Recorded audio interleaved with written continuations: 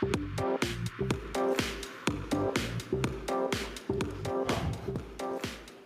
good morning. It's great to be back in Japan. I think this is my third trip this year. And it's great to be back here at SoftBank. Miyachi-san, thank you very much for giving me this opportunity to talk more about how our partnership is evolving and a lot of the great activity that we have going on here in Japan. But what I really want to talk to you about, which I introduced last year to this audience, what is probably the biggest opportunity that's come along in the last 3 decades is this idea of the industrial internet, which is about the idea that industrial companies are going to put a lot of investment in the next decade into digitizing themselves. And while the last decade was about the consumer internet, we believe the next decade will be about the industrial internet. And so I'd like to update you on what's happening, what it means. I'd like to talk to you about what GE has learned in the last year, talk a little bit about what we're doing and what you can learn from that, and then talk a little bit about what we're doing with SoftBank, our great partner. I want to talk about what we can learn from the consumer internet. And I think this is a different perspective than you're going to get anywhere else. Because people will talk about the consumer internet as being social, the sharing economy, having friends, the mobile experience. But this, we think, translates to every successful internet company and what makes them successful, and what we can learn for the industrial space. Now, what's interesting is that internet firms in the consumer world have been able to become more successful without owning the asset than the companies who own the assets. Think about that.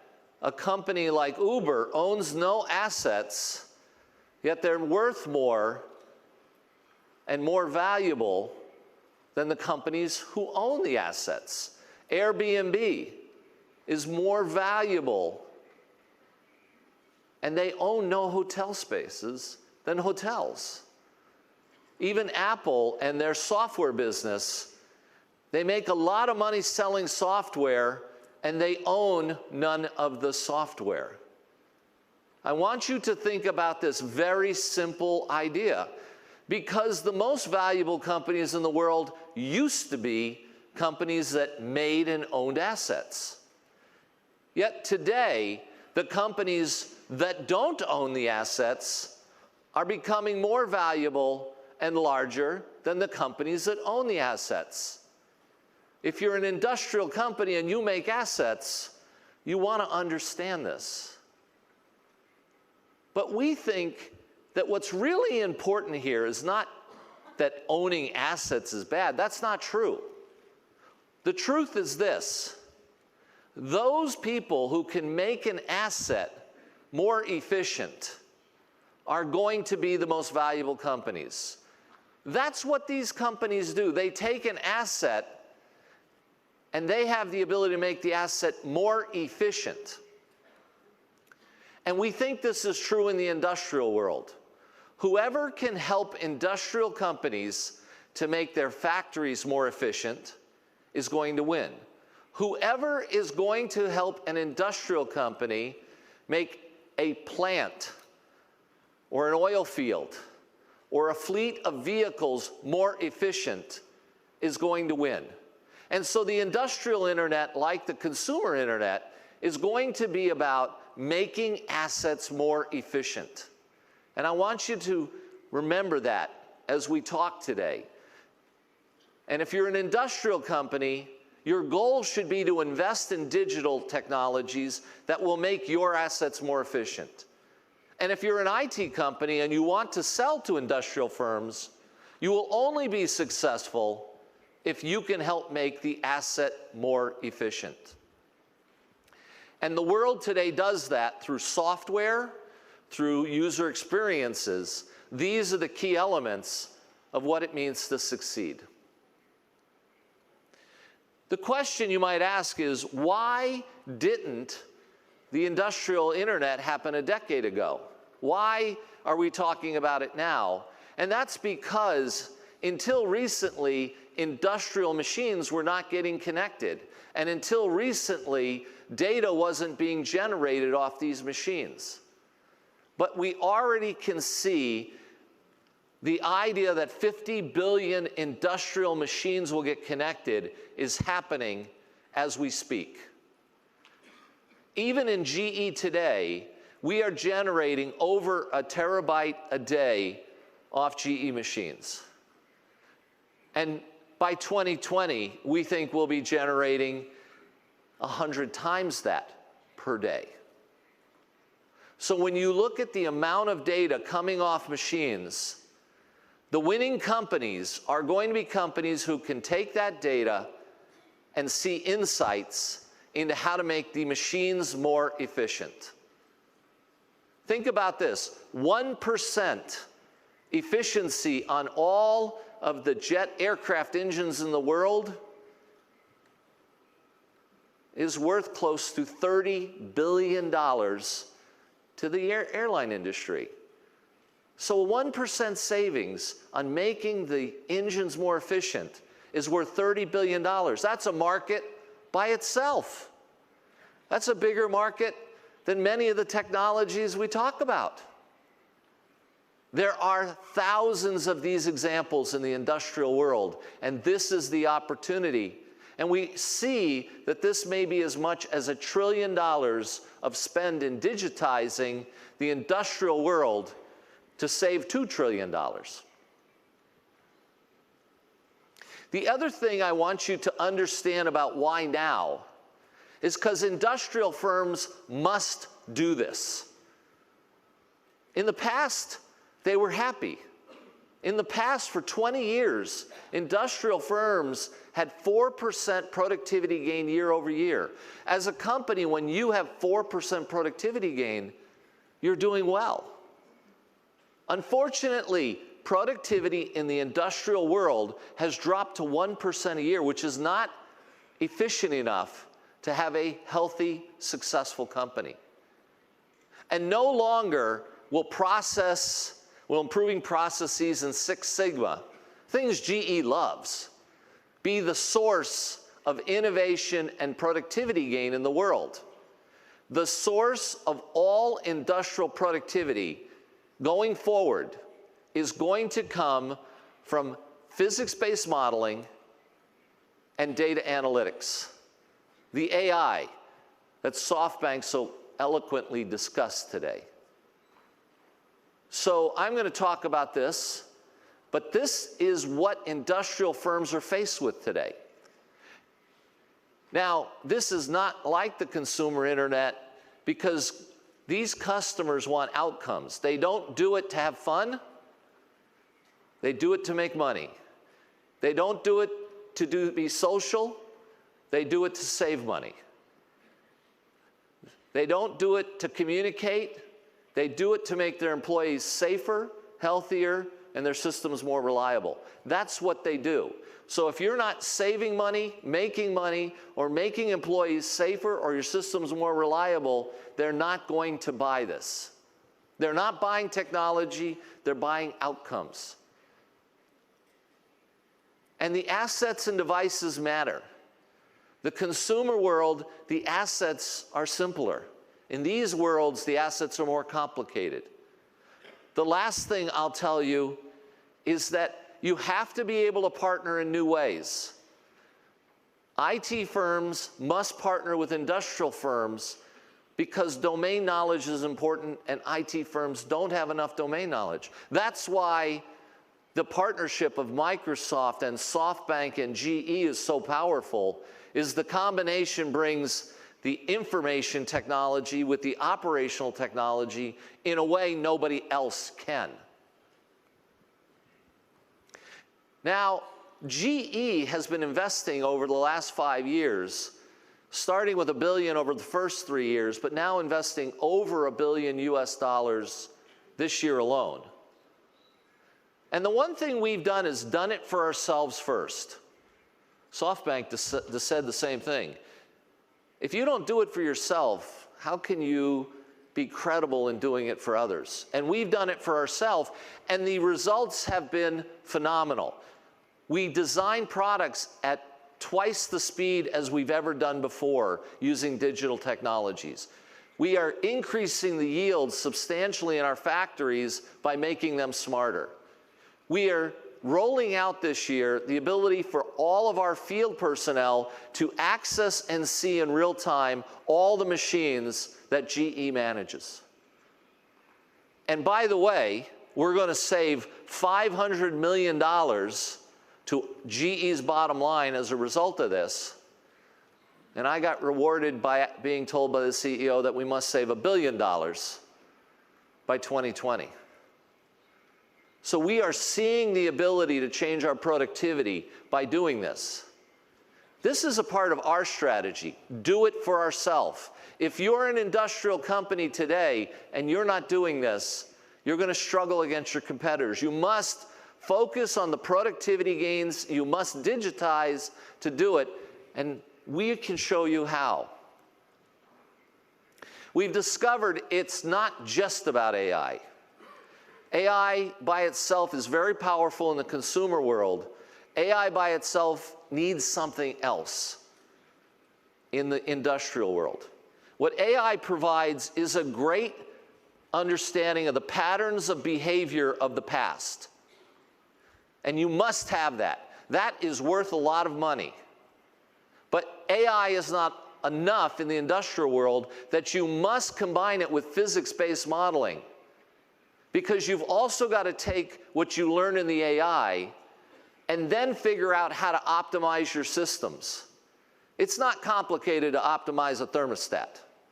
It's extraordinarily complicated to optimize a gas turbine in a power plant and guarantee that it doesn't go down. And so the idea that I can model physically a machine, and I can run millions and millions of simultaneous models to determine the best outcome based on what I saw in the AI and data, allows me to predict the future. And we call this the digital twin.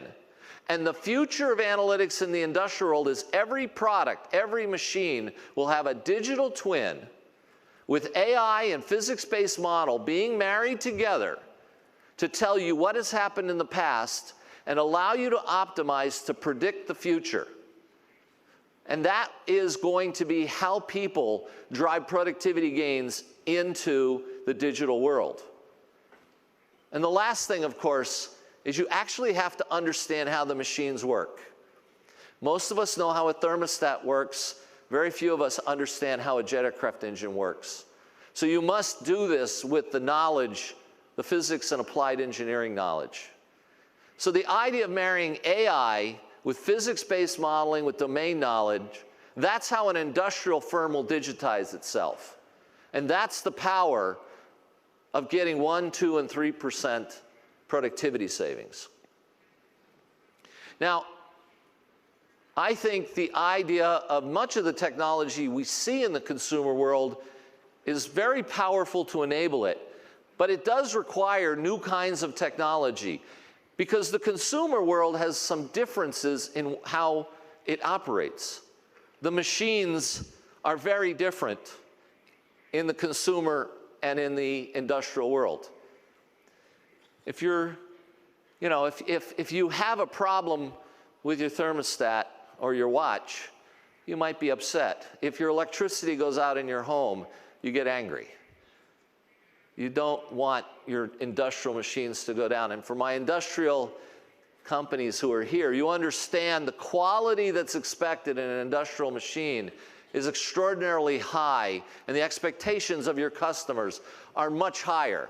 As much as the consumers expect a lot, industrial companies cannot afford to have the electricity go out. The amount of data we're now seeing is surpassing the consumer world by far.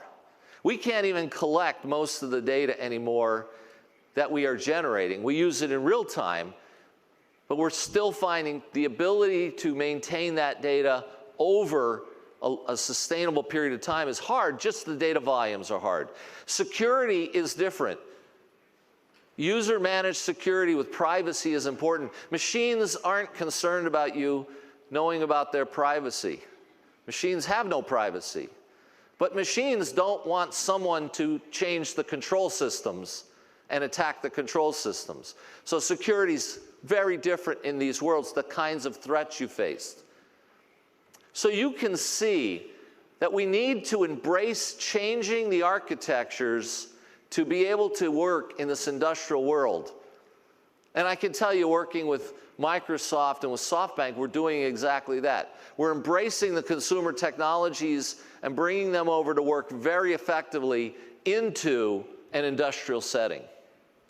And so GE is also taking all that learning, and we're bringing this to the market. We brought to the market the ability to help our customers through the talent and the capabilities we have to show people how to go fast. So when we're working with customers here, we're bringing that capability coupled with our partners to be able to show how to go on a journey of productivity and so on. We're bringing our Predix operating system, really the first industrial operating system that allows you to connect machines securely, pull data off, do analytics, and then, by the way, manage the control systems in real time to generate these kind of outcomes. We've done work to enable our customers to build their own digital twins around their products. And by the way, in an industrial setting, real time is important. And the processing is not all going to be done in the cloud. In fact, more processing is done on the edge than the cloud. So you must have the ability to have cloud and edge work in a way we've never seen before, and we're going to see new kind of edge devices. I think that's when you look at the future of ARM, it's going to be about these new edge devices as much as anything. And remember, in the industrial world, there's more compute needed at the edge than the consumer world. Think about that. Cybersecurity is different. We bring this technology coupled with our partners. And the last thing is outcome-based analytics in asset performance management and a partner ecosystem, I'll show you in a second, that is better than anyone's out there today. So we are helping our customers go on a journey of their own productivity, creating new kinds of applications and generating new revenues for themselves. Now you might say, why is a Predix industrial operating system needed? Because everyone is in the IoT business today. A few years ago, everybody was in the big data business. Now everybody's in the IoT business. That's where the market is going. Look, when you look at this, when we started this journey, we found that there were many different kinds of capabilities: automation, generic cloud platforms, ERP packages, analytics packages, and all of these are necessary components, but they aren't the glue that ties together building the kinds of systems that are necessary. So really, we felt the need to be able to build Predix as that industrial operating system to allow us to build the kind of solutions that are required. But by the way, we can integrate with all of these technologies very easily. So the marrying of this together is what's important. We bring the industrial operating system coupled with the ability to put it onto a public cloud and take advantage of that. That's the power of what we're doing today. So we are doing this today with companies around the globe. These are a few examples. Many of these companies have been around a long time. Pitney Bowes, over 100 years. Schindler, over 100 years. Many of these companies have been around for a long time and are transforming themselves. All industrial firms will transform themselves. We're extraordinarily proud to be working with SoftBank and with Lixil. Lixil is a great company and a great example of an industrial firm that is looking to get increased productivity. And this seems like a simple thing, but it's amazing how complicated it is, and it's amazing how powerful it is when it gets done. The idea of using information to rethink how you schedule out your services means that you can get more services done with the same resources that you have. That idea, that simple idea, is very powerful. We're doing that today, and as a result, they are seeing real outcomes. They're seeing reductions in project delays, reduced costs of delivering services, and as a result, customer satisfaction going up. The ecosystem is enormously important. We made a major announcement 2 weeks ago at Microsoft's main event, where we talked about the idea of the Azure cloud and the ability to marry it with Predix and deliver this to our customers. And by the way, now I can take every investment you as a customer have made in Office 365 and Dynamics and in the business intelligence capability and integrate that and have access to that with your Predix applications. That is extraordinarily powerful. We're looking at the Cortana and how we integrate all that capability into an industrial setting. Imagine how that is going to help change the world. We love the idea of ecosystem partners and the value they can provide. But we have a very special relationship with SoftBank. You know, first of all, they were our first strategic alliance partner. I can say that SoftBank is always looking around the edges. They look around the corners. They see what's happening next before they're there. And I always respect the fact that they are at the forefront. Sometimes we can't see what they see, but we're really proud that they saw us in those early days. So they are a top-tier partner for us. They're also a sponsor of our events, highlighted in them. So I want to say thank you again for the great partnership. I also want to bring up Scooter-san, who is going to come up and talk about the fact that we're actually not only using this with customers like Lixil, but we're using this inside of SoftBank, just like we're using it inside of GE. So Scooter-san, you want to come up and talk about the great work we're doing together?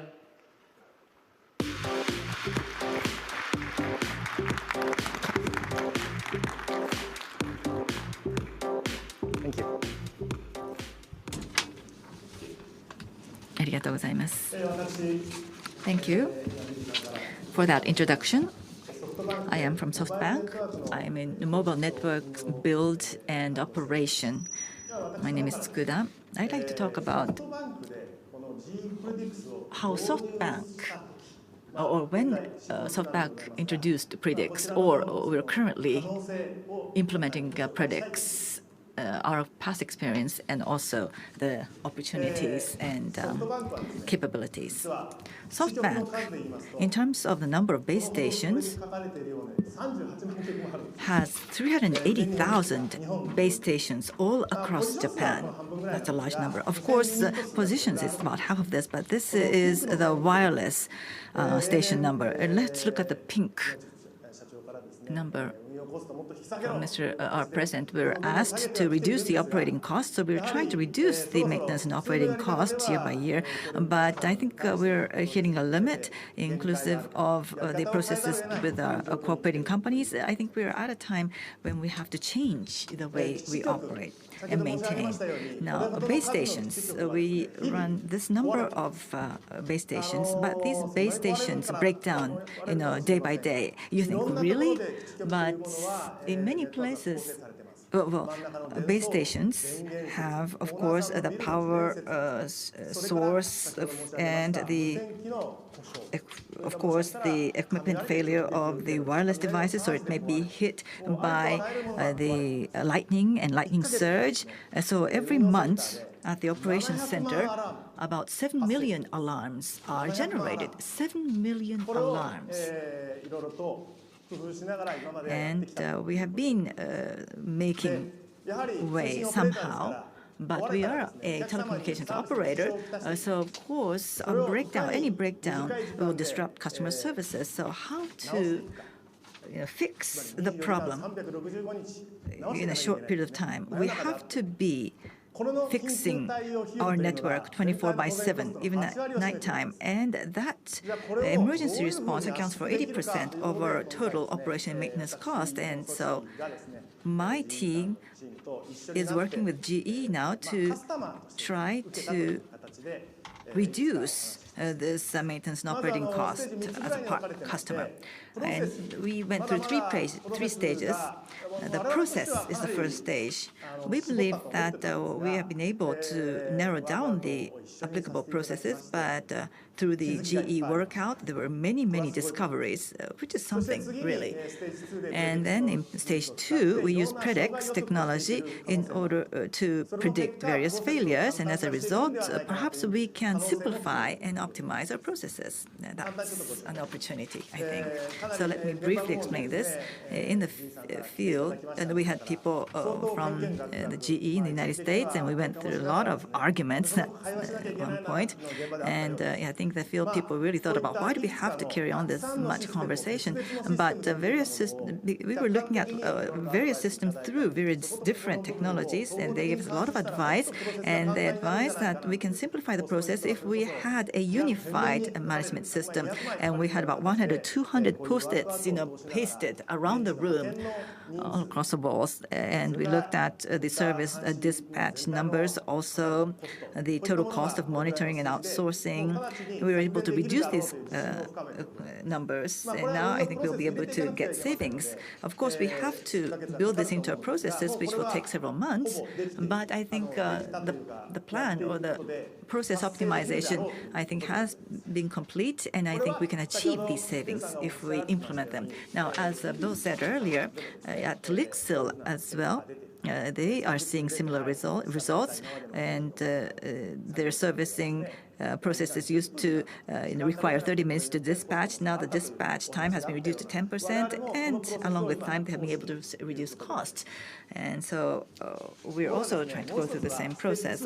But in stage 2, we had major discoveries. As I said, we generate 7 million alarms a month, and we have to respond to about 80,000 alarms, which is about 1%. And of course, we can send automatic reset commands in order to fix, with the reset command, these failures at the base stations. But maybe 2,000 base stations a month cannot be fixed with reset. Maybe 60 to 7 times a month we have to dispatch emergency response personnel. And at SoftBank, we focused on this process in order to get a quick fix. But with GE, through various workouts, we came across various discoveries. That is, we had filtered past alerts and alarms, and we were only responding to these alarms that we thought were really critical. So we had master filtered out some critical alarms. But when we threw that into the database and did data mining and analytics, and through statistical analytics, now I think as a next stage, we can probably forecast failures. And if we can predict failures, and then we are currently sending people at 2 o'clock or 3 o'clock in the morning, 24/7 emergency response, but they can do this in the daytime as planned servicing. And I think this has very large opportunities and possibilities, because we can do that. And then maintenance costs like this can be reduced dramatically in various industries. Now, this is not a final solution, but we are working on this with GE. And by so doing, you can not only reduce your maintenance cost, you can also predict failures, which means that your downtime will be much reduced. Through your operations, you'll be able to increase the service quality to your customers. So you can kill 2 or 3 birds with one stone. And that's a major opportunity. And through this, we can further optimize our processes, and then the information technology and operation technology, OT, can be converged using predicts, and we can further reduce operating costs, we believe. In any event, with GE and SoftBank have a strategic alliance, and we would like to continue to work together more deeply to develop such solutions. Thank you.